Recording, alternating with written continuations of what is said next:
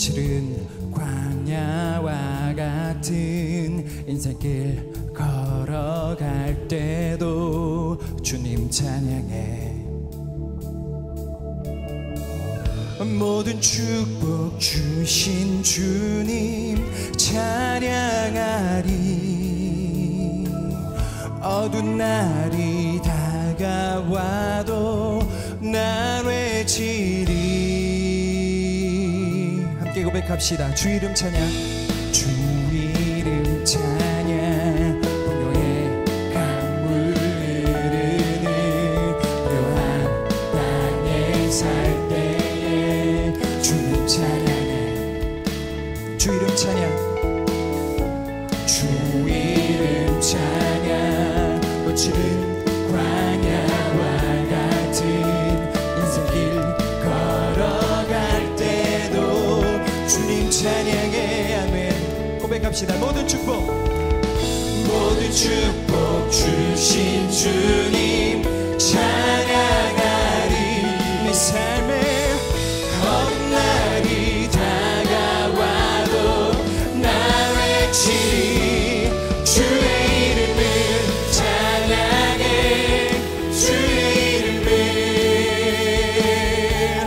주의 이름을 찬양해. 영화로운 주. 한번 더 고백할까요? 주의 이름을 찬양해. 내 주의 이름을 찬양해. 영화로운 주 이름 찬양. 다시 한번 고백할까요? 주 이름 찬양. 주의 풍요의 강물 흐르는 부요한 땅에 살 때에 주님 찬양. 우리는 주 이름을 이럴 때도 찬양합니다. 주 이름 찬양. 거칠은 그러한 우리 인생길에서도 우리는 주님을 찬양합니다. 주님 찬양해. 아멘. 모든 축복 주신 주님 찬양하리. 내 삶에 어두운 날이 다가와도 나 외치리. 주의 이름을 찬양해. 주의 이름을 나의 영혼은 주의 이름을 찬양해. 영화로운 주 주의 이름을 찬양해. 난 주의 이름을 찬양해. 영화로운 주 이름 찬양. 우리 절로 고백할까요? 주 이름 찬양. 주 이름 햇살이 나를 비추고 만물이 새롭게 될 때 주님 찬양해. 주 이름 찬양. 가는 길 험할지라도 고통이 따를지라도 주님 찬양해. 모든 축복 주신 주님 찬양하리. 어두운 날이 다가와도 나 외치리. 주의 이름을 찬양해. 아멘. 주의 이름을 찬양해. 영화로운 주. 한번 더 고백할까요? 주의 이름을 찬양해. 주의 이름을 찬양해. 영화로운 주 이름 찬양해. 선포합시다. 주님은 주시며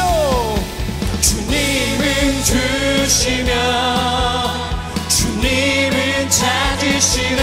내 맘에 하는 말.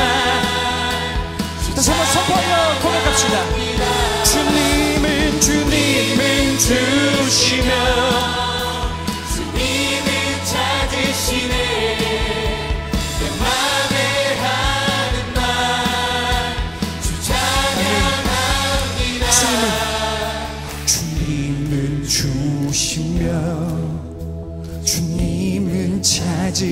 찾으시네 내 맘에 하는 말.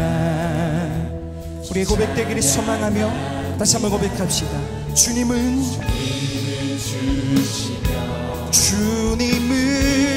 찾으시네 내 맘에 하는 말.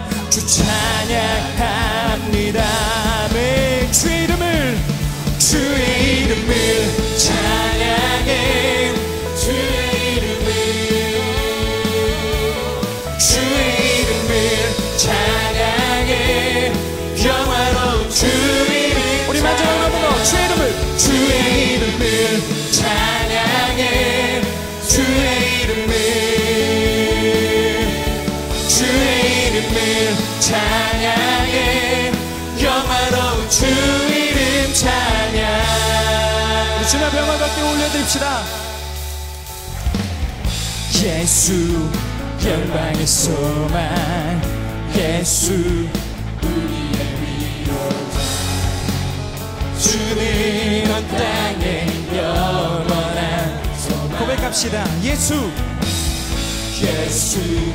어둠 속의 빛. 예수 변함없는 진리. 주는 온 땅에 빛이 되시네. 우리 위해 죽으시고 다시 사신 이 그리스도를 전합니다. 우리 위해 죽으시고 다시 사신 생명의 주. 주님만이 소망이요 변함없는 안성이라. 주님만이 온 세상을 비추시네. 또 죽음에서 부활하신 우리 구주 영광의 왕. 주를 믿는 모든 자의 소망 되신 나는 주를 믿네. 아멘. 우리 소망 되신 주님을 다시 한번 찬양합시다. 예수 열방의 소망. 예수 열방의 소망. 예수 우리의 위로자. 주는 온 땅에 영원한 소망. 네, 고백하며 예수 어둠 속의 빛. 예수 변함없는 진리. 주는 온 땅에 빛이 되시네. 우리 위해 죽으시고 다시 사신 생명의 주. 우리 위해 죽으시고 다시 사신 생명의 주. 주님만이 소망이요 변함없는 반성이라. 주님만이 온 세상을 비추시네. 그렇습니다. 또 죽음에서 부활하신 우리 구주 평강의 왕. 주를 믿는 모든 자의 소망. 한 번 더 고백할까요? 주님만이 소망이요 변함없는 반석이라. 주님만이 세상에 아멘. 그렇습니다. 주님 또 죽음에서 부활하신 우리 구주 평강의 왕. 주를 믿는 모든 자의 소망 되신 믿음으로 나는 주를 믿네. 아멘. 우리 믿음을 고백합시다. 우리 위해 죽으시고 우리는 이번을 향해 믿음을 고백합니다. 우리 위해 죽으시고 다시 주님 우리 위해 죽으시고 다시 사신 한 번 더 우리 위해 죽으시고 우리 오늘 주님의 향한 믿음의 고백되길 원합니다. 우리 위해 죽으시고 다시 사신 마지막으로 한번 고백합시다. 우리 위해 죽으시고 다시 사신 생명의 주 주님만이 소망이요 변함없는 오직 주님만이 주님만이 온 세상을 비추시네. 또 죽음에서 부활하신 우리 구주 평강의 왕 주를 믿는 모든 자의 소망. 우리 마지막으로 다시 한번 고백할까요? 오직 주님만이 소망이요 변함없는 반석이라. 주님만이 온 세상을 비추시네. 또 죽음에서 부활하신 우리 구주 평강의 왕 주를 믿는 모든 자의 소망이신 아멘. 주를 믿네. 예수 열방의 소망 예수 열방 선포하며 예수 열방의 소망 예수 열방의 소망. 우리 소망 되신 주님을 찬양합니다. 할렐루야.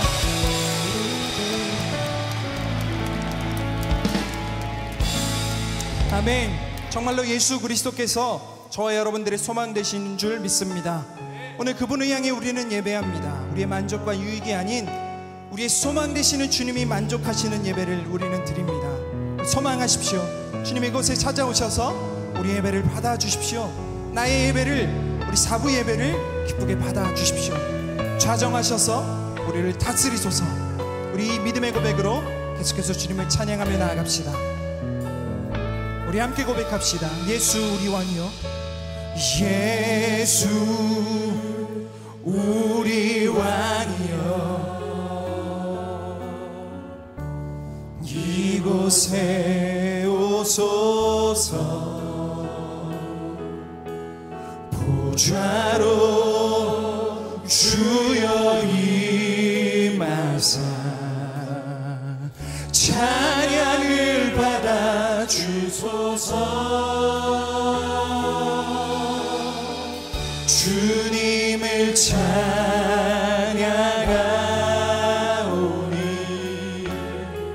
주님을 경배하오니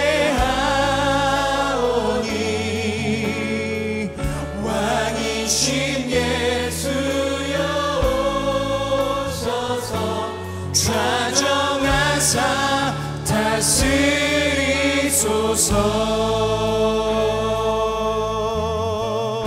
다시 한번 고백합시다. 예수 우리 왕이여 이곳에 오소서. 이곳에 오소서. 보좌로 주여 임하사 찬양을 받아 주소서. 주님을 찬양하오니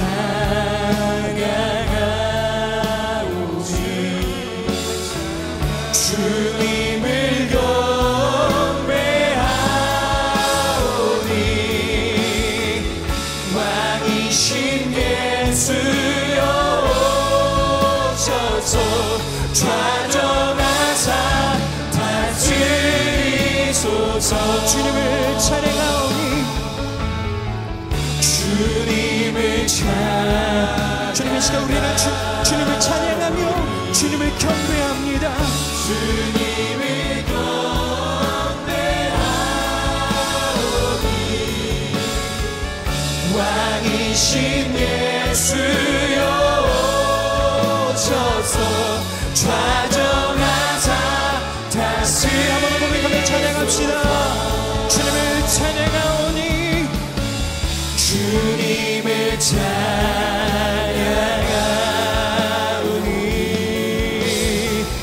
주님을 경배하오니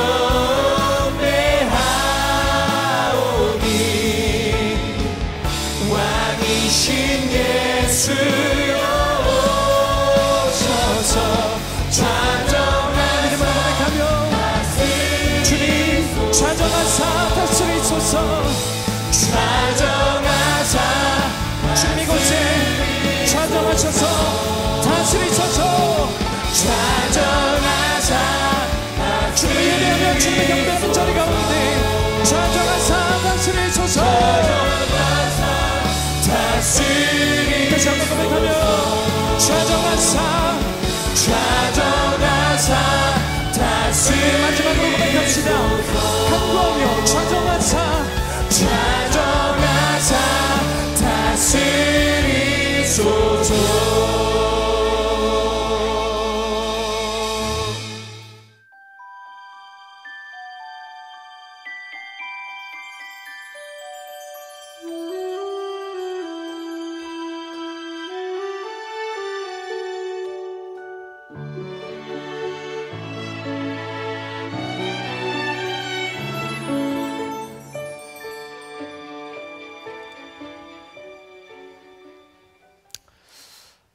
정삼위 목사님이 저를 소개해 주는데 옛날 어떤 교회에서 있었던 일이 생각이 나네요. 교회 학교 헌신 예배였는데 그 장로님이 이렇게 사회를 보다가 이제 처음 보는 사회이기 때문에 무척 떨렸던 모양이에요. 목사님만 이제 소개하고 들어가면 편안하게 예배를 드릴 수 있을 것 같다. 그래서 교인들에게 이렇게 소개했다 그러죠. 하나님 나오셔서 목사님 말씀 들려드리시겠습니다. 그분은 이렇게 왜 웃는지도 모르고 근데 그날 예배가 참 은혜스러웠다고 합니다. 사실 우리가 예배를 드리는 것은 우리의 완전함으로 드리는 건 아닌 것 같아요. 우리의 부족함을 받으시는 하나님, 우리들의 부족함 가운데도 우리와 함께 하시는 하나님. 크리스마스 이브를 여러분들이 24일을 지나는데 제가 만나교회 이제 청년부 목사를 98년도부터 했거든요. 그래서 98년, 99년, 2000년도에는 제가 우리 청년들과 함께 저기 야탑 그 광장에 나가서 함께 이제 노래하고 뭐 그랬던 기억이 나요. 내가 여기 나비 뭐 이렇게 그 토끼 이런 거 이 머리에 이렇게 쓰고 나가서 했던 기억도 나고 하는데 24일 날 그 참 좋은 계획인 것 같고요. 아마 여러분들이 커플로 신청하면 참 좋을 것 같으네. 데이트도 하고 그 다음에 또 한 그룹은 커플이 필요한 사람 이렇게 해서 커플은 커플끼리 가고 커플이 필요한 사람은 봉사하다가 눈이 다 맞는 거야. 그래서 아무튼 여러분들에게 좋은 일들이 많이 일어나기를 바랍니다. 지난주부터 우리 대강절에 대한 말씀을 나누고 있는데 지난주 제가 2부 3부 설교만 했는데 이 대강절을 지나면서 예수님의 오심 기쁨을 생각하는 이 절기에 어쩌면 우리들에게 고통과 고난을 깊이 묵상할 수 있도록 하는 것이 대강절이 아닌가라는 생각이 들어요. 오늘 우리가 읽은 본문 말씀 가운데도 예수님이 이 땅 위에 오신 이유를 말씀하고 있잖아요. 예수님이 왜 오셨다 그래요? 가난한 자에게 복음을 전하게 하시려고, 포로된 자에게 자유를 주시려고, 눈먼 자에게 다시 보게 함을, 눌린 자를 자유케 하시려고. 사실 예수님이 이 땅에 오시는 이 사건은 우리들의 삶의 고통의 문제를 떼어놓고는 이해할 수 없는 일일 것 같아요. 그래서 오늘 혹시 여러분들 가운데 고통 가운데 혹은 고난 가운데 여러분들이 힘들다면 오늘 이 기다림이야말로 그 사람들에게 가장 의미 있는 시간이 아니겠는가.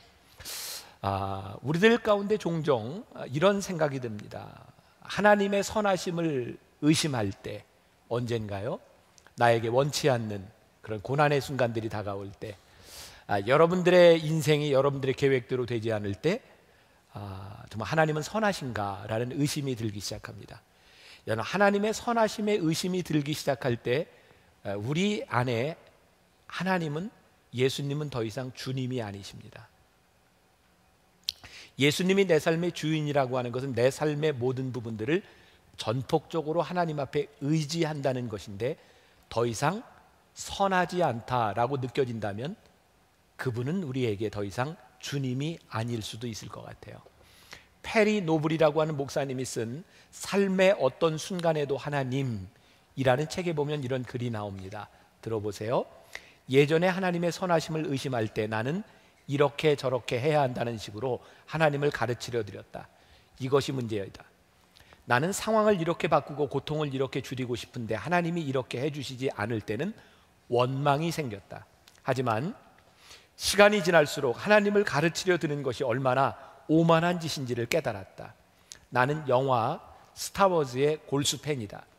이 시리즈의 6편 모두를 몇 번이나 보았는지 모른다. 앉은 자리에서 6편을 다 보려면 약 13시간 반이 걸린다. 방금 인터넷을 검색해서 확인했다. 자, 당신이 지금 텔레비전 앞에 앉아 겨우 한 편 중 15초를 본다고 해보자. 13시간 반짜리 이야기를 겨우 15초를 보고 나서 스타워즈 감독 조지 루카스에게 전화를 걸어 스토리가 빈약하니 이런저런 부분을 바꾸라고 말한다. 이게 말이 되는가? 영화계의 거장 조지 루카스에게 이럴 사람은 아무도 없을 것이다. 그런데 하나님께는 그렇게 오만하게 굴 때가 얼마나 많은가? 오늘 내가 병원에 가서 암 진단을 받았다고 해보자. 의사가 내 상태를 알린 뒤 메스를 든다. 암덩어리를 도려내야 합니다. 그때 내가 내 배를 가르겠다고? 라며 화를 낸다면 얼마나 황당한 일인가? 우리를 죽일 수 있는 암덩어리를 제거하기 위해서라면 그깟 배를 가르는 고통쯤이 무슨 대수인가? 하나님이 나를 망하게 할 수 있는 것을 제거하기 위해 내게 꼭 필요한 고통을 주시니 얼마나 감사한지 모른다. 또한 나 자신의 작은 머리로 그분의 선하심을 판단하지 않게 깨우쳐 주셔서 얼마나 감사한지 모른다. 오늘 우리들에게 일어나고 있는 일들 중에 수없이 많은 부분은 우리들이 설명할 수 없는 부분입니다. 더구나 그것이 우리들의 삶의 고통의 문제일 경우에는 더욱더 그 설명이 난감해지기도 합니다. 그 순간 우리들이 하나님의 선하심이 나에게서 끝났다라고 이야기하는 것이 얼마나 교만한 일인가. 오늘 대강절 두 번째, 예수님께서 이 땅에 오신 것이 눈먼 자를 다시 보게 하기 위해서 오셨다. 이 말은 말로 끝나는 것이 아니라 실제적으로 예수님께서 이 땅 위에 오셔서 행하셨던 역사적인 일들 가운데 하나입니다. 먼저 요한복음 9장에 보면 예수님께서 고쳐주셨던 한 소경의 이야기가 나옵니다. 유대 당시에 소경으로 산다고 하는 것은 지금보다 무척 더 힘들었을 겁니다. 소경들을 위한 어떤 배려도 없었을 뿐만 아니라 더욱 힘든 건 그 당시에 소경이 됐든 귀머거리가 됐든 문둥병이 됐든 이런 질병을 가지고 있으면 뭐라고 생각했냐면 죄를 지었기 때문이다 라고 생각했어요. 그래서 핸디캡을 가진 사람들은 정상적인 사람들과 격리돼서 살아갈 수밖에 없었습니다. 소경으로 살아간다고 하는 것은 질병의 문제를 넘어서 소외감이 훨씬 더 그 사람을 힘들게 했을 겁니다. 요한복음 9장 1절부터 3절까지의 말씀입니다. 우리 같이 한 목소리로 봉독해 볼까요? 예수께서 길을 가실 때에 날 때부터 맹인된 사람을 보신지라. 제자들이 물어 이르되 랍비여, 이 사람이 맹인으로 난 것이 누구의 죄로 인함이니이까? 자기니이까? 그의 부모니이까? 예수께서 대답하시되 이 사람이 그 부모의 죄로 인한 것이 아니라 그에게서 하나님이 하시는 일을 나타내고자 하심이라. 자, 여기 예수님의 제자들이 소경된 자를 바라보면서 뭐라고 얘기해? 예수님, 이 사람이 소경된 것이 누구의 죄입니까? 이 사람의 죄입니까? 부모님의 죄입니까? 예수님이 뭐라고 말씀하세요? 아니다. 이 사람의 죄도 그 부모의 죄도 아니고 하나님께서 이 사람, 소경된 사람을 위해서 하나님께서 기이한 일을 행하고자 하심이라. 예수님의 제자들은 소경을 통해 고통의 원인이 무엇인지를 보려고 했어요. 대부분의 사람들은 고통의 원인을 찾으려고 합니다. 왜일까요? 고통의 원인을 찾으면 우리가 해야 될 의무에서부터 해방됩니다. 저 사람이 분명히 저 고통을 당해야 되는 이유가 있으면 우리의 마음이 편안해집니다. 그래서 사람들은 어려운 일, 고통, 죄, 범죄가 일어날 때마다 원인이 뭐냐를 찾습니다. 근데 예수님은 그 소경에게서 소경된 원인을 찾은 것이 아니라 그 소경의 아픔을 보셨어요. 내가 참 힘들구나. 예수님이 그 소경을 고쳐주십니다. 2014년은 여러분들이나 저나 대한민국에 살고 있는 모든 사람들에게 참 힘든 한 해였습니다. 우리는 너무나 오랫동안 세월호 때문에 너무너무 마음 아파했죠. 무엇 때문에 마음 아팠는지는 다 틀릴 겁니다. 그러나 저에게 있어서 개인적으로 마음이 아팠던 것은 정말 아픔을 당하는 사람 때문에 아파하는 것보다 저 문제의 원인이 누구에게 있는가를 찾기 위해서 혈안이 돼서 수없이 비난하는 말들이 난무했던 것이 제 마음을 참 아프게 했습니다. 우리는 그 사람 때문에, 아파하는 사람 때문에 누가 잘못했는지 찾아내야 된다고 생각했지만 사실은 아픔을 함께 하기보다는 누군가 책임져야 될 사람들을 우리는 찾고 있었던 것 같아요. 우리가 크리스찬으로서 우리들에게 정말 중요한 것이 있다면, 우리들이 살아가는 삶의 태도가 있다면 이유를 찾는 것보다 아픔을 함께 해주는 것이 우리 그리스도인으로서 살아가야 될 모습은 아닌가. 가끔 우리들이 이런 표현을 씁니다. 저 사람 개안했네? 눈이 떴다. 단순히 이 눈이 떠졌다고 하는 것이 아니라 진리를 발견했다, 알게 되었다라고 하는 말입니다. 예수님께서 이 소경을 고쳐주신 이유는 단순히 육체적인 질병에 대한 문제뿐만 아니라 그가 눈을 뜸으로 인하여 예수님을 바라보고 주로 고백하고 살아갈 수 있도록 그의 눈을 고쳐주십니다. 여러분, 우리가 예수님을 믿는다고 하면서 우리의 신앙이 잘못되는 경우들은 어떤 일일까요? 우리는 늘 우리의 문제에 직면해서 문제에 집중한다는 겁니다. 이 문제만 해결하면 될 것 같다는 생각들이 우리로 하여금 끊임없이 문제 가운데 살아가게 합니다. 여러분들이 문제를 해결할 때 여러분들이 보아야 되는 것은 해결된 문제가 아니라 그 문제를 해결해 주신 주님입니다. 그때 또 다른 문제를 만날 때 주님을 의지하게 되는데 문제에 집중하면 우리는 문제 가운데 헤어나오지 못합니다.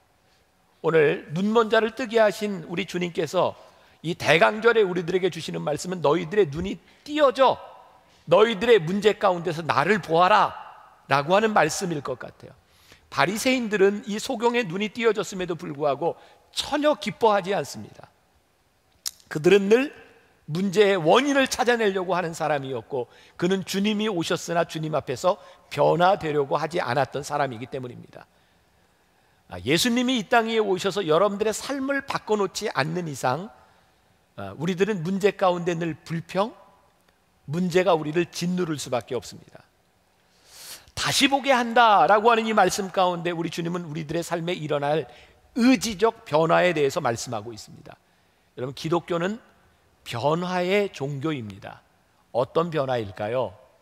단순히 삶이 바뀌는, 병이 나아지는 이런 변화에 대한 문제라기보다는 하나님 앞에서 우리들이 문제의 이유를 찾으려고 하는 것이 아니라 내 삶에 하나님의 뜻이 무엇인가를 발견하며 내 삶이 변화되는 것, 이것이 변화의 종교입니다.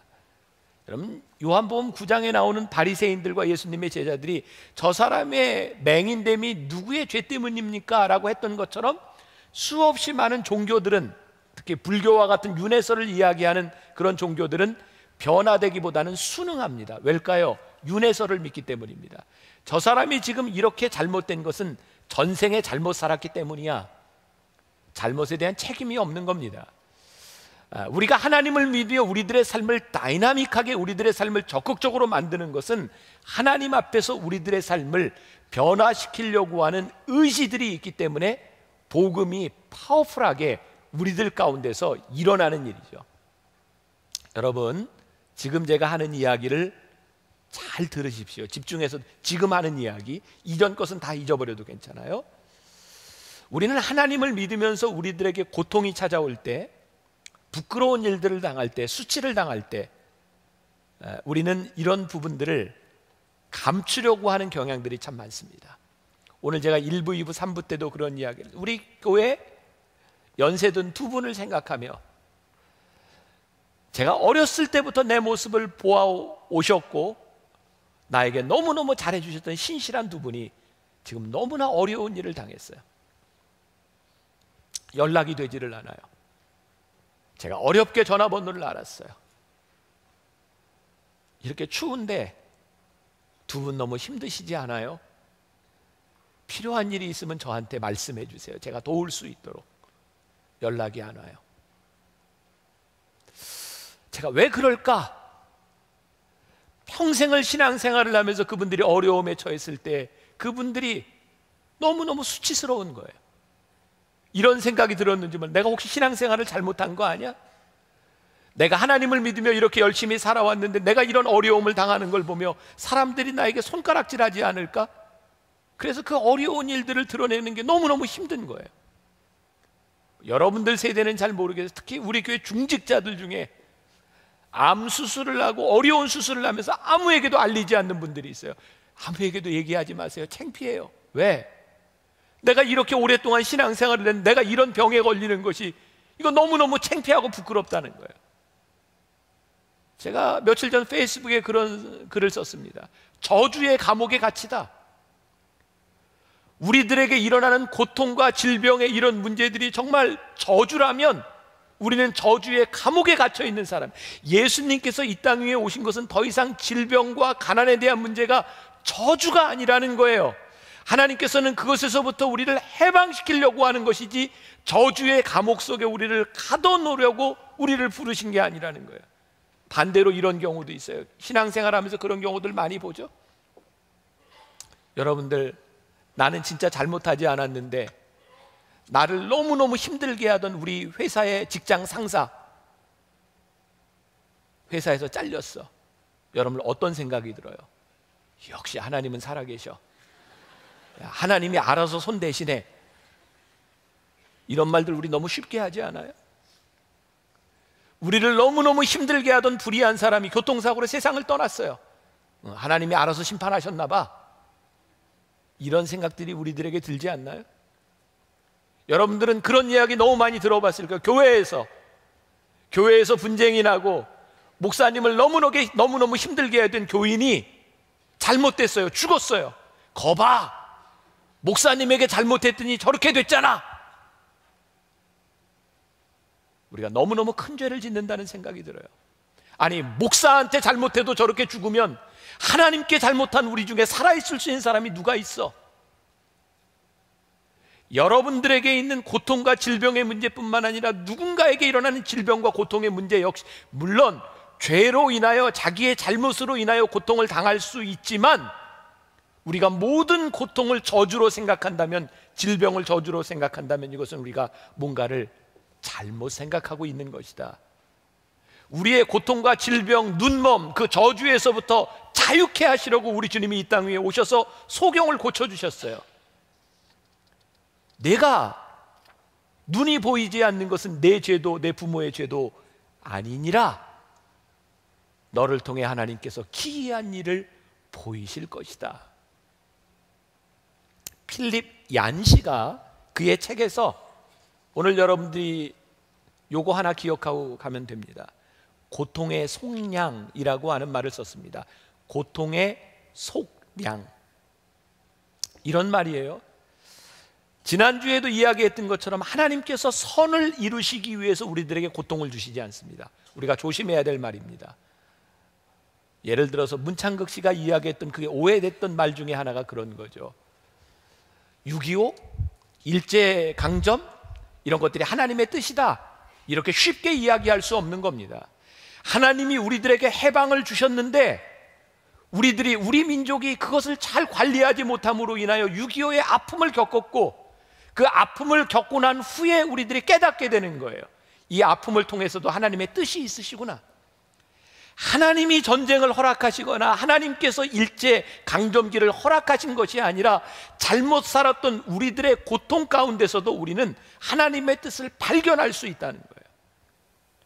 하나님께서 선을 이루시기 위해 여러분들에게 고통을 보내시지 않습니다. 그러나 어떤 고통도 우리의 삶을 유익하게 만들도록 속량할 수 있습니다. 이게 무슨 말인가요? 여러분들에게 있는 고통에 대한 문제들이 고통으로 끝나는 것이 아니라 고통을 속량시키셔서 우리에게 은혜를 고백하게 하신다는 거예요. 로마서 5장 3절부터 4절까지 말씀에 사도 바울이 로마 교인들에게 이렇게 편지합니다. 우리가 환난 중에도 즐거워하나니 이는 환난을, 뭐 좀 이렇게 반응이 있을 줄 알았더니 왜 이렇게 없죠? 같이 봅시다. 처음부터. 우리가 환난 중에도 즐거워하나니 이는 환난은 인내는 연단을, 연단은 소망을 이루는 줄 알미로다. 환난 중에도 우리들이 기뻐하는 이유가 뭐예요?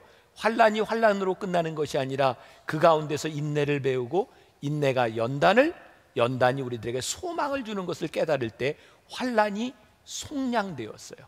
왜? 그 속에서 우리들이 소망을 발견했기 때문이에요. 날 때부터 소경된 이 사람을 대입해 보면 앞을 못 보고 태어난 것이 하나님이 선을 위해서 이 사람에게 주신 고통이 아니에요. 그의 죄나 아버지의 죄로 온 것도 아니에요. 우리는 그 사람이 왜 소경이 되었는지 제대로 설명할 말이 없어요. 그러나 한 가지 분명한 것은 그럼에도 불구하고 그의 고통을 통해서 하나님께서 하시고자 하는 일이 있다. 그것을 깨닫고 하나님의 은혜가 임합니다. 그때 고통이 속량됩니다. 거기에서 우리는 하나님의 은혜를 고백합니다. 사랑하는 여러분, 오늘 여러분들이 예수님의 오심이 여러분들의 삶을 뒤엎어놓는 놀라운 변화가 일어나는 것, 여러분들의 삶의 고통을 속량하시는 하나님의 은혜입니다. 하나님께서 여러분들에게 고통을 주신 것이 아니라 고통과 질병과 낙담과 실패를 하나님께서 속량시켜 주시는 은혜가 우리들에게 고백되는 것이 그리스도인의 삶입니다.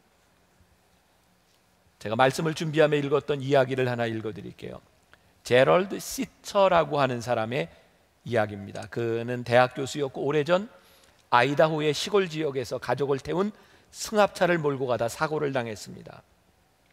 당시 술 취한 운전자가 시속 136km로 달리다 커브길을 미처 돌지 못하고 차선을 넘었습니다.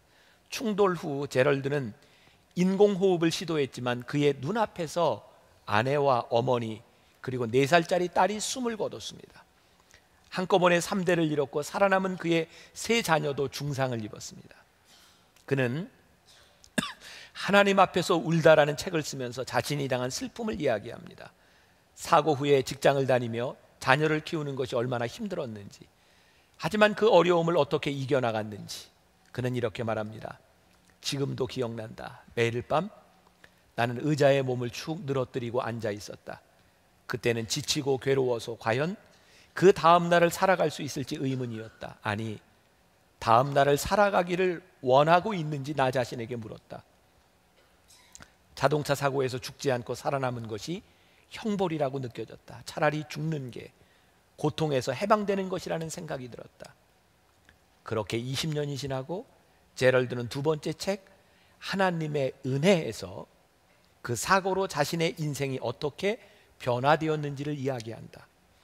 그가 재직하던 대학교의 학생들과 교원들이 어떻게 실제적으로 그를 도와주었는지, 엄마 없이 성장하는 아이들을 키우는 것이 얼마나 힘들며 재혼한 두 가정이 결합하여 사는 것이 얼마나 인생에서 큰 도전이었는지, 하지만 하나님은 그의 인생을 다시 만들어가고 계셨습니다. 그는 20년의 고통 가운데 그 시간을 지나며 고통을 속량받았어요. 고통이 고통으로 끝난 것이 아니라 그의 삶을 다시 만들어 가시는 하나님의 은혜를 고백하게 되었어요. 하나님의 은혜를 고백한다고 사고로 죽은 그의 아내와 어머니와 딸이 살아나지 않습니다. 그것은 끊임없는 고통의 기억입니다. 아무리 속량받은 자유함을 받은 노예라 할지라도 그의 발을 채우고 있었던 그 족쇄의 흔적은 끝까지 남아 있습니다. 우리가 속량받는다고 하는 것은 예전으로 돌아간다고 하는 의미는 아닙니다. 우리의 아픈 흔적, 고통의 기억이 완전히 사라지지는 않지만 그 아픔과 고통을 바꾸시는 하나님의 은혜를 우리들이 고백할 수 있게 되었다라는 말입니다. 여러분, 청년들을 생각하면 여러분들에게 후회할 만한 일들이 참 많을 겁니다. 여러분들이 어렸을 때 학창시절에 조금 더 열심히 공부했더라면, 내가 직장생활에서 조금 더 참았더라면, 내가 남녀 관계에 있어서 내가 조금 더 사려 깊었더라면, 여러분들이 그렇게 오랜 인생을 살지 않았지만 여러분들의 삶에도 수없이 많은 상처와 아픔들이 여러분들 가운데 있습니다. 하나님 왜 우리에게 이런 아픔을 주셨나요? 그것은 우리들이 설명할 수 없는 것들이 너무나 많이 있습니다. 그러나 우리들이 믿는 것이 있습니다.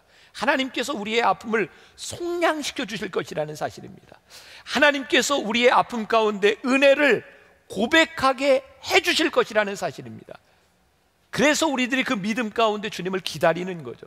오늘 이 맹인을 고치셨던 이 사건이 왜 중요한가?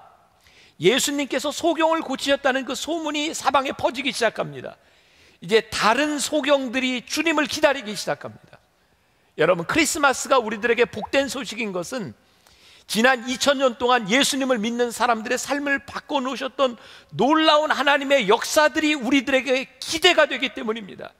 그 기대로 인하여 내 인생을 바꾸실 하나님, 그 기다림이 우리들에게 있기 때문입니다. 마가복음 10장에 보면 또 다른 한 사람 맹인의 소경의 이야기가 나옵니다. 46절부터 52절까지에 있는 말씀을 제가 읽어드립니다. 잘 들어보세요. 그들이 여리고에 이르렀더니 예수께서 제자들과 허다한 무리와 함께 여리고에서 나가실 때에 디메오의 아들인 맹인 거지 바디메오가 길가에 앉았다가 나사렛 예수시란 말을 듣고 소리질러 이르되 다윗의 자손 예수여 나를 불쌍히 여기소서 하거늘 많은 사람이 꾸짖어 잠잠하라 하되 그가 더욱 크게 소리질러 이르되 다윗의 자손이여 나를 불쌍히 여기소서 하는지라. 예수께서 머물러 서서 그를 부르라 하시니 그들이 그 맹인을 부르며 이르되 안심하고 일어나라 그가 너를 부르신다 하매 맹인이 겉옷을 내버리고 뛰어 일어나 예수께 나아오거늘 예수께서 말씀하여 이르시되 내가 무엇을 하여 주기를 원하느냐. 맹인이 이르되 선생님이여 보기를 원하나이다. 예수께서 이르시되 가라 내 믿음이 너를 구원하였느니라 하시니 그가 곧 보게 되어 예수를 길에서 따르니라. 예수님이 요한복음 9장의 그 소경을 고치셨다는 이야기가 이렇게 쫙 퍼져나가면서 거지 바디메오도 그 소리를 듣습니다. 그리고 그가 집중합니다. 예수님이 여기는 언제 지나가실까? 그때 예수님께서 여리고로 지나가시다가 자기가 있는 곳을 지나간다는 이야기를 듣습니다. 바디메오는 예수님을 향해 소리를 지릅니다. 다윗의 자손이여 나를 불쌍히 여기소서. 참 신기한 일은 예수님이 이 땅에 오신 이유를 분명히 말씀하셨음에도 불구하고 예수님을 따르던 많은 무리들이 소경이 고쳐달라고 이야기를 하는데 그를 꾸짖습니다. 성경에 보니까 많은 사람들이 그를 꾸짖어 라고 되어 있습니다. 여러분, 제가 이 불신을 조장하는 것은 아닌데 사람을 너무 믿지 마세요. 사람을 믿으면 틀림없이 실망합니다. 여러분들이 바라보아야 되는 것은 주님이고 여러분들이 볼륨을 높여야 하는 것은 사람에게가 아니라 주님에게 여러분들이 볼륨을 높여야 합니다. 사람들이 잠잠하라고 하지만 거지 소경 바디메오는 주님을 향해 이야기합니다. 다윗의 자손이여 나를 불쌍히 여기소서. 예수님이 그 소리를 듣고 그를 데려오라고 말씀하십니다. 그리고 예수님이 너무 빤한 걸 물으시죠. 내가 무엇을 원하느냐. 소경이 원하는 게 뭘까요? 네, 제가 보기를 원하나이다. 그래, 예수님이 고쳐주십니다. 어쩌면 예수님이 우리들에게 너무나 뻔한 것을 물으시는지 몰라요. 네가 원하는 게 무엇이냐? 여러분들의 삶에 가장 아프고 힘든 부분들을 여러분들의 입술로 고백하기를 원하시는지 몰라요.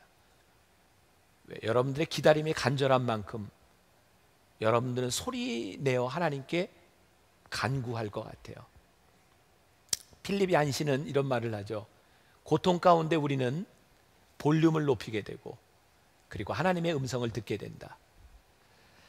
여러분, 고통과 고난을 왜 성경에서는 우리들에게 축복이라고 말을 할까요? 고난 중에도 너희들이 왜 즐거워라고 말을 할까요? 우리는 고통과 고난과 질병 가운데서 하나님을 향한 볼륨을 높일 수 있기 때문입니다. 하나님을 향해 우리들이 볼륨을 높이고 하나님의 음성을 들으면 우리들의 삶에서 하나님의 일들이 일어나기 시작합니다. 제가 미국에서 공부할 때 정말 힘든 거, 누구나 유학생이면 그런 경험을 하겠지만 영어가 잘 안 되는 거예요. 저도 한국에서 대학원에 진학할 준비 다 해서 미국에 딱 떨어졌는데 수업 시간에 영어가 들리지 않아요. 너무너무 큰 절망감이었어요. 1년, 2년 지나는데 참 신기하게도 영어가 들리기 시작하더라고요.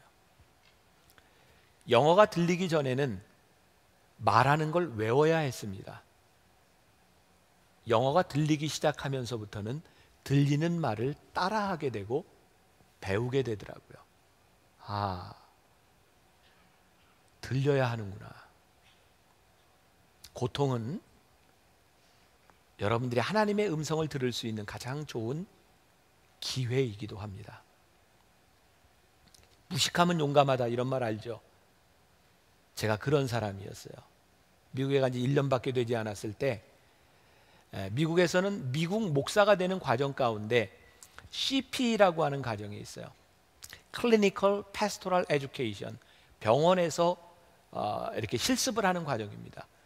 저는 그게 그렇게 어려운 과정인지 모르고 무식하게 신청을 했어요. 12주 동안 미국에 있는 시카고에 있는 큰 병원에서, 여러분 도망자라고 하는 영화를 찍었던 그 병원이에요. 거기에서 12주 동안 아침 8시부터 저녁 5시까지 12주 동안 거기에서 채플린으로서 교육을 받아야 했어요. 한국이나 미국이나 의사들은 자기가 할 얘기만 다 뱉어놓고 갑니다. 전문 용어 그냥 이야기해요. 첫날 오리엔테이션을 하는데 너무너무 절망적이었어요. 야, 내가 여기서 어떻게 12주를 지날까?